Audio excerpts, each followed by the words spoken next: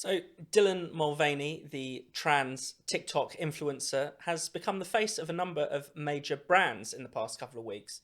He's been endorsed by Bud Light, and they produced these rather fetching beer cans, custom beer cans with his face on them. And perhaps most famously, he's become the face of Nike, and he's been doing these nice little TikToks in his sports bra and leggings. Let's have a quick look at that.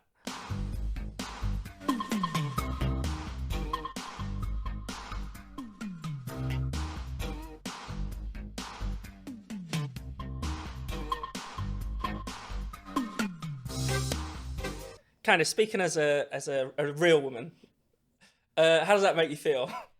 I mean, Dylan Mulvaney is just weird. I mean, I just have no idea how to take him. I mean, he seems to be parodying himself, but then on the other hand, he's deeply serious because he's had facial feminization surgery, which he must have paid a fortune for.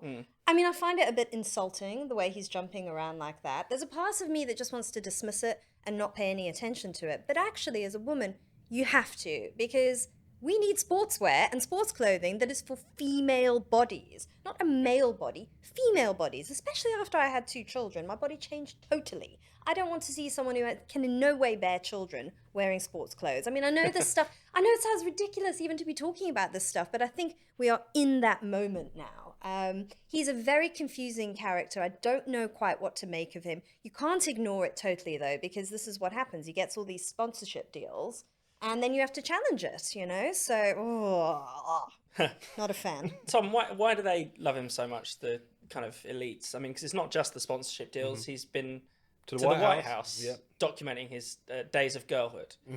That is creepy, isn't it? Girlhood, right? Not even womanhood. You know exactly. That does I mean, he's made a string me a little bit. videos, one of which was talking about having to use tampons for the first time. Sponsored by Tampax. Sponsored by Tampax. So there's always a sponsorship deal working in the background of these videos, these blasts for progress. But that's the thing that I really don't understand, because I think if you are a woke corporation, or if you're Joe Biden's White House or whatever, and you're very, attached to this gender ideology stuff, Dylan Mulvaney seems to me to be the worst possible spokesperson for that. If you want to vindicate a gender critical perspective, which is to say that these people are reducing womanhood to a costume, that this is in some sense mocking what it is to be female. Yes.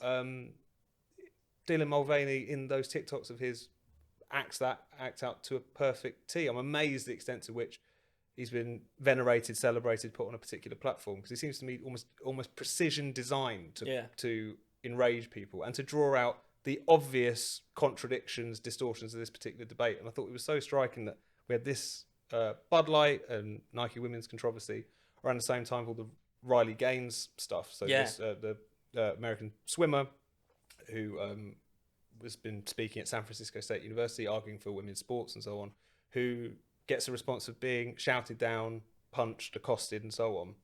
Meanwhile, this sort of parody of womanhood, these ads and so on, are being celebrated and venerated. I think it really shows you where we're at and why so many people are really struggling to understand why no one else sees what they see, which is that this is insulting, as well as just a complete, warping of reality, effectively. I think some people are probably going to be more and more shocked by that, because the embrace by the elites, as it were, was so total, it feels like. Yeah. And it's so shallow as well. And I think it's of a piece maybe with that James Clayton interview with Elon Musk. I don't think this new woke capitalism engages in these issues in a deep way. I don't think they know all the different positions. So they venerate Dylan Mulvaney, and then there's a bit of a backlash, and I'm sure they're surprised by it, because I think in their minds, they honestly think anyone who would be opposed to this is a transphobe.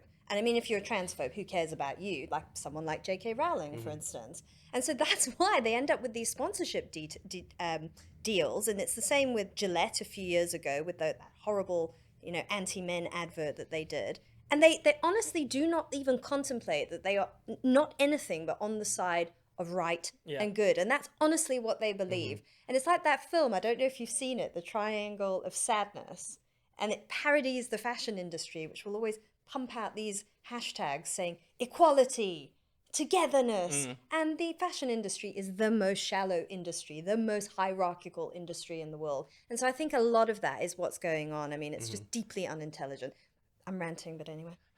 I did want to pick up on the Ryder Gaines example a little bit, because that does seem to show, what happens if you speak out against this. And it's not just a normal backlash. It's not just people having an argument, having a debate. It's vicious, it's fierce, it's violent. Yes, I think the trans activist movement have shown themselves to be like this.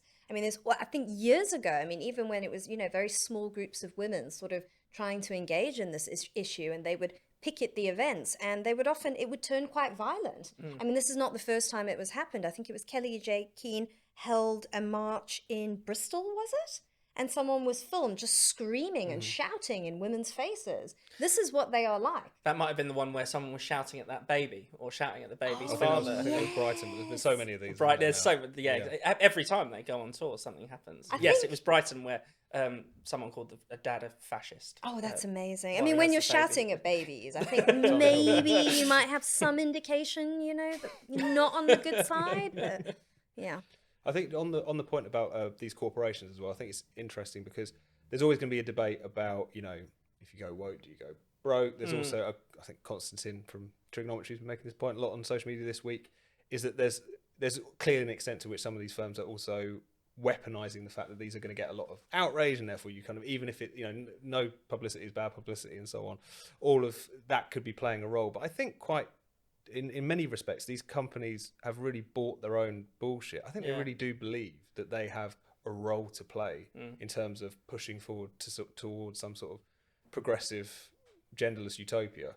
Not just on this issue, but on Black Lives Matter. Gillette was another example where when they got a lot of backlash over that kind of post-Me Too ad, they effectively said, even if it hurts our profits, we're going to carry on because we believe in this particular campaign. That they really have kind of drank their own Kool-Aid, bought their own bullshit. And I think that's why it's incumbent on us to take this quite seriously. The reason that so many of these corporations are engaging in tactics which seem almost designed to alienate large swathes of their particular market is not necessarily always cynical. I think in many cases they have this incredibly warped sense of what the world is like, but also a warped sense of ordinary people. The idea that they constantly need to be hectored to, lectured to make them into nice, accepting people. They have bought this idea that everyone out there are racist, transphobic, and so on, and need re-educating. And I think that's why they continue to go down this road, even though it boggles the mind as to why they would go so out of their way to upset people who would otherwise buy their products. Yeah, same with the banks as well. I think Halifax was hectoring its own followers on Twitter when they If you said, disagree with the pronoun badges. Yes, Take your business somewhere else. else. It was amazing. It's like, back in the day, it used to be all about charming your customers, but now, like you say, it's about hectoring them. The it's customer about correcting is always them. racist. Yes, exactly. On that note. Yeah.